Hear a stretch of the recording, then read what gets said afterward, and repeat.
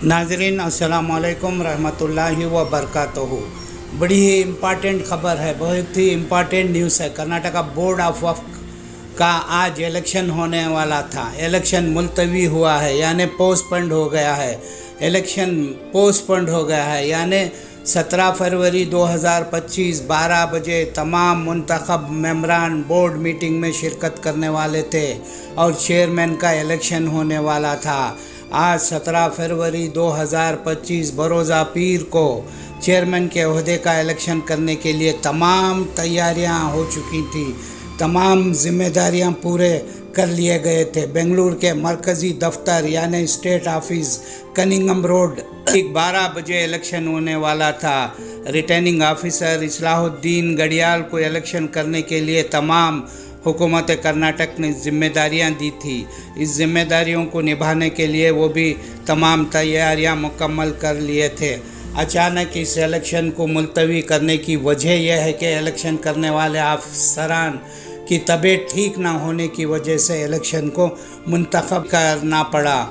मुलतवी करने का आर्डर का ऐलान हो चुका है, यानी इलेक्शन को मुलतवी कर दिया गया है।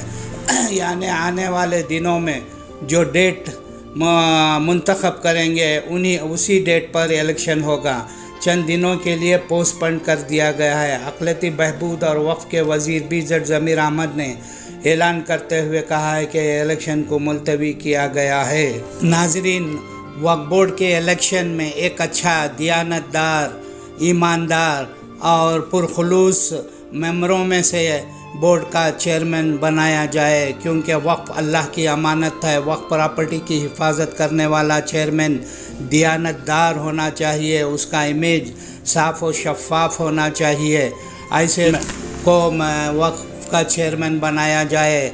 इलेक्शन आज तो मुलतवी हो गया है। इस इलेक्शन में 11 मेंबरान हिस्सा लेने वाले थे। चेयरमैन मुंतखब होने वाला था। अचानक अफसरान यानी ऑफिसर की तबीयत नासाज होने की वजह से, ठीक ना होने की वजह से इस इलेक्शन को मुलतवी कर दिया गया है। अगली डेट आने तक इलेक्शन मुलतवी रहेगा। आम लोगों का ख्याल है कि ये इलेक्शन में चेयरमैन का जो सिलेक्शन है, चेयरमैन का जो इलेक्शन होने वाला है, वो एक अच्छा, ईमानदार, दियानतदार, पुरखुलूस, साफ़ और शफाफ इमेज रखने वाला चेयरमैन वक्फ बोर्ड के लिए मुंतखब होना है। इसका ख्याल रख कर इलेक्शन कराया जाए। मेरे पास हर चीज़ का डॉक्यूमेंट होता है। अगर उनमें हिम्मत है तो जाके मेरे खिलाफ कार्रवाई भी करे, मैं उसका जवाब देता हूँ। मैं डॉक्यूमेंट नहीं है तो कभी बात नहीं करता। तकरीबन 10 जो एमएलए हैं हमारे, बात ही नहीं कर रहे हैं। एक तरफ बजट रेडी हो रहा है, कभी एक मरतबा बैठते, पहले मुस्लिम लेजिस्लेटिव काउंसिल बैठती थी अजीज सेठ साहब के ज़माने में, फौरन बैठते थे, हाँ इश्यूज होता था, मुत्तहिदा महाज इसके ऊपर थोड़ा बहुत। सलमान खान जैसा एक बार किसी को कमिटमेंट हो गए तो वो अपने आप की भी नहीं सुनते, तो उनसे कमिटमेंट ले लेते हैं और गलत लोगों को जो है कि नामजदगी हुई है। तो तकरीबन 40 करोड़ क्या बोलते हैं 40,000 प्रॉपर्टीज़ हैं जो वक्फ में रजिस्टर्ड हैं। 40,000 प्रॉपर्टीज़, मस्जिद हो, दरगाह हो, इंस्टीट्यूशंस हो, रजिस्टर्ड हैं। लेकिन ये 40,000 प्रॉपर्टीज़ को सेफगार्ड करने के लिए, डेवलप करने के लिए लास्ट टाइम कितना बजट दिया? 100 करोड़। 100 करोड़। ट्रेजेडी है ये हमारी कौम की कि 95% वोट लेने वाली हमारी ये सरकार हमारे बारे में कितना सोच रही है। ये कौम को ऐसा कर दिया है कि इतना डरा दिया गया है कि कोई सवाल भी नहीं कर सकते।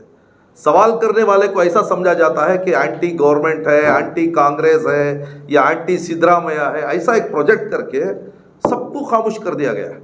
तकरीब काम करता था, लेकिन अब ऐसा हो गया है कोई बात नहीं करेगा। इसलिए बात नहीं कर रहे हैं कि उनके कुछ पर्सनल प्रॉफिट्स हैं, उनके कुछ पर्सनल फाइल्स हैं, उसके पीछे वो घूम रहे हैं। हर एक तंजीम, हर एक लीडर मैं देखा हूँ, माइनॉरिटी डिपार्टमेंट में हो, वक्फ डिपार्टमेंट में हो या विधानसभा में हो, किसी मिनिस्ट्री के पीछे हो, अपना पर्सनल फाइल लेके, अपना पर्सनल इंस्टीट्यूशन का फाइल लेके घूम रहे हैं। उसका काम कहीं गड़बड़ ना हो जाए, इसलिए ये इश्यूज पे वो नहीं आ रहे। इसी के साथ साथ मैं अगर बात करूं उर्दू एकेडमी की, उर्दू एकेडमी के लिए कितना बजट है? उर्दू के लिए बात करने वाले पहले कम से कम जो मिनिस्टर्स आते थे, सीएम क्या बोलते हैं, चीफ मिनिस्टर बनते थे नॉर्थ से, जो वो कम से कम अशार बोलते थे, कभी कभी उर्दू के बारे में बहुत बड़ी बड़ी बातें करते थे। धर्म सिंह की बात कर लीजिए आप, और फिर आप कांग्रेस के जो सीनियर मोस्ट प्रेसिडेंट हैं वो भी कभी कभी उर्दू शायरी कर लेते हैं, हमारे खरगे साहब। लेकिन अब वो माहौल ही खत्म हो गया। अब ऐसा हो गया है उर्दू में बात करना गुनाह है। ऐसा नहीं है।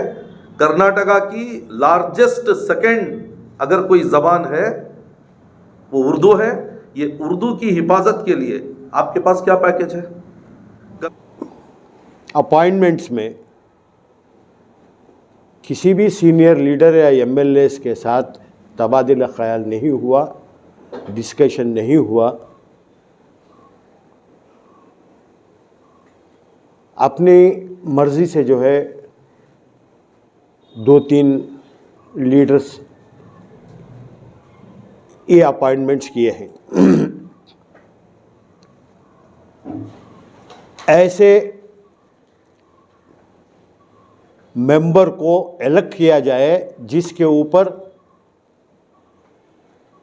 कोई भी किस्म के इल्ज़ामात ना हो, ना कि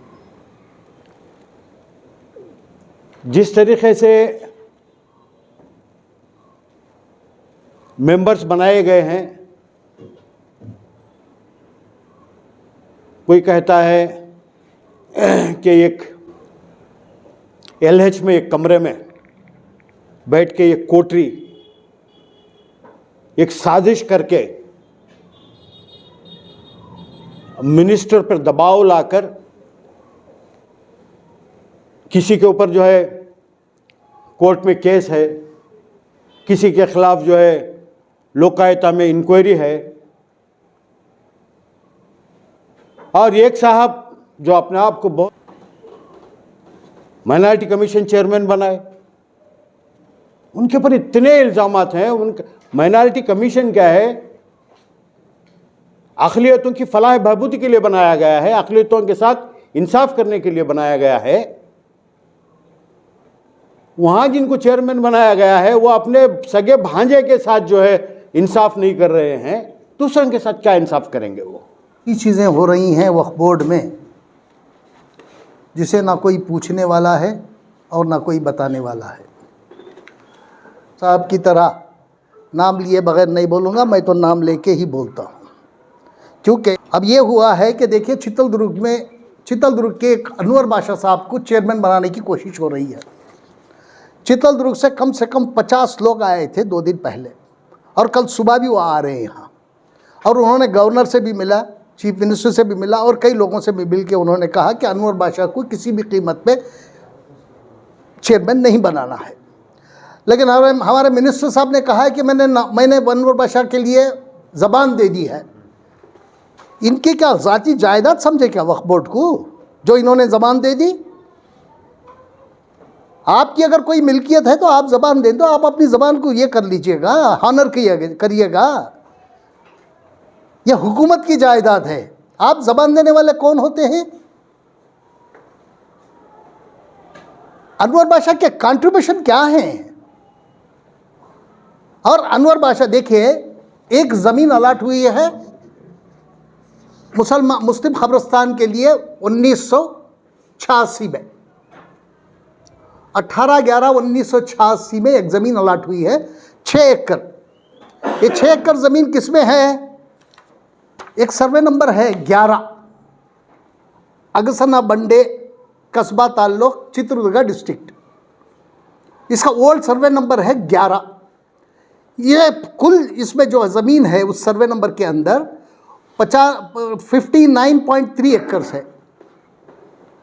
और ये जाके जो है ना, ये सर्वे नंबर बदल जाता है, इसमें जो है ना फोड़ होके 24, 25, 26 ऐसा ये हो जाता है, इसमें फोड़ हो जाता है इसमें। अब जब 86 में हमें ज़मीन मिली, उसमें जो है ना ये आर्डर के मुताबिक जो है ना हमें 6 एकड़ ज़मीन मुसलमानों को दी गई है।